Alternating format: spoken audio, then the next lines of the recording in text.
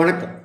இந்த உலகத்தில் இருக்கிற எல்லா பெண்களுக்கும் முக்கியமான ஒரு பிரார்த்தனை என்னவா இருக்க முடியும்? மாங்கல்ய பாக்கியம் கிடைக்கணும் அப்படிங்கிறது ஒரு முக்கியமான ஒரு வேண்டுதலாக இருக்கும். மாங்கல்ய பாக்கியம் நிலைக்கணும் அப்படிங்கிறது ஒரு முக்கியமான பிரார்த்தனையாக இருக்கும். மாங்கல்ய பாக்கியம் கிடைக்கணும்னு, மஞ்சள் குங்குமம் நிலைக்கணும்னு, வாராத கடனெல்லாம் வசூலாகிடணும்னு, கடன் பிரச்சனையிலிருந்து மீளணும் அப்படின்னும், கணவன் மனைவிக்கிடையே ஒற்றுமை மேலோங்கணும், இப்படியான ஒரு குடும்பத்தை ஒட்டிய பல விஷயங்களுக்கு அருள்பாலிக்கிற ஸ்தலமாக இருக்கிறாள் நங்கையார் அம்மன். திருச்சி மாவட்டம் லால்குடிக்கு பக்கத்தில் இருக்கு மணக்கால் அப்படிங்கிற ஒரு கிராமம். திருச்சி சத்திரம் பஸ் ஸ்டாண்ட்லேருந்து மணக்கால் போகிறதுக்கு பஸ் இருக்குது.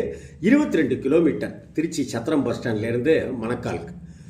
இந்த மணக்கால் அப்படிங்கிற இந்த கிராமத்தில் தான் கோயில் கொண்டிருக்கிறாள் ஸ்ரீ நங்கையார் அம்மன். இந்த நங்கையார் அம்மனுக்கு தை மாதம், மாசி மாதம், பங்குனி மாதம்னு இந்தந்த மாதம்னு இல்லாமல் எல்லா மாதங்களும் விசேஷமான மாதங்கள் தான். செவ்வாய், வெள்ளி, ஞாயிறுன்னு எல்லா முக்கியமான கிழமைகளுமே வழிபாட்டுக்குரிய கிழமைகள் தான். இங்கே நங்கையார் அம்மன் கோவிலில் சப்த மாதர்கள் இருக்காங்க. அந்த சப்த மாதரை வணங்கினால் மங்கள காரியங்கள் தடையின்றி நிகழும், மங்காத புகழும் ஐஸ்வர்யமும் கிடைக்கப்பெறலாம் அப்படின்னு சொல்லப்படுது. பொதுவாகவே சிவன் கோவில்களில் சப்த மாதர்களுக்குன்னு ஒரு சன்னதி இருக்கும். சோழர்கள் காலத்தில் கட்டப்பட்ட கோயில்கள் பலவற்றில் சப்தமாதர்கள் சன்னதி இருக்கிறத நம்ம பார்க்க முடியும். சப்தமாதர் வழிபாடு அப்படிங்கிறதே சோழர்களால் உண்டாக்கப்பட்ட முக்கியமான வழிபாடுகளில் ஒன்று. சப்த மாதர்கள் வடக்கு நோக்கியபடி தான் பெரும்பாலும் காட்சி தருவாங்க. ஆனால் இந்த ஸ்தலத்தில் கிழக்கு பார்த்தபடி சப்த மாதர்கள் காட்சி தருவது கூடுதல் சிறப்பு அப்படின்னு பக்தர்கள் சொல்கிறாங்க. கோயிலுக்கு எதிரில் திருக்குளம் இருக்குது. ரம்மியமான சூழல் கொண்ட ஒரு அற்புதமான கோவில். அந்த கோயிலுக்குள்ளார போகிறதுக்கு முன்னாடியே நம்ம மனசு அப்படியே ஒரு நிம்மதியாக, ஒரு அமைதியாக நம்ம மாறிக்கிட்டே வரும் அப்படிங்கிறத நம்மளால் உணர முடியும். கௌமாரி அம்மன் கோவில்னும் இந்த கோவிலை சொல்லுவாங்க, நங்கையார் கோவில்னும் இந்த கோவிலை சொல்லுவாங்க. கோவிலில் மதுரை வீரனும் சன்னதியில் இருக்கிறார். ஊருக்கு காவல் தெய்வமாகவும் இந்த மதுரை வீரன் கொண்டாடப்படுகிறார். சுமார் 800 வருடங்களுக்கு மேல் வாய்ந்த ஸ்தலம் அப்படின்னு சொல்லுது. மணக்கால் நங்கையார் அம்மன் கோவிலுக்கு வந்து வேண்டுறவங்களுக்கு வேண்டிய வரத்தை தந்தருள்வாள் அம்மன் அப்படின்னு பொதுமக்கள், ஊர் மக்கள் சொல்கிறாங்க. பிராகாரத்தில் யானை மேல் அமர்ந்த ஐயனாரும் குதிரை மீது அமர்ந்தபடி காட்சி தருக்கிற கருப்பண்ணசாமியும் தரிசனம் பண்ணலாம்.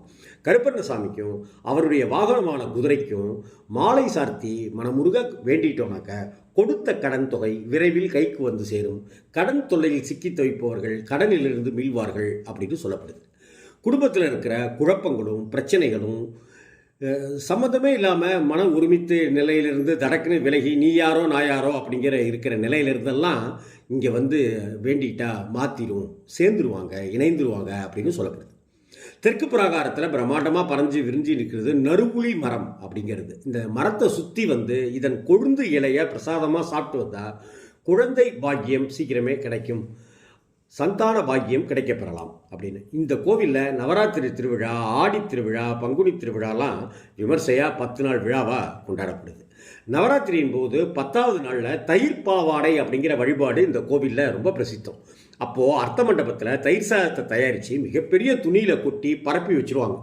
அப்புறம் அம்மனுக்கு தயிர் சாதம் நைவேத்தியம் செஞ்சு பக்தர்களுக்கு அதை பிரசாதமாக வழங்குறது வழக்கம். இந்த பிரசாதத்தை சாப்பிட்டு அம்மனை வேண்டிட்டா சகல ஐஸ்வர்யங்களும் கிடைக்கும், தீய சக்தியிலிருந்து நாம் விடுபடலாம் அப்படிங்கிறது பக்தர்கள் சிலிர்ப்போடு சொல்கிற விஷயமா இருக்குது.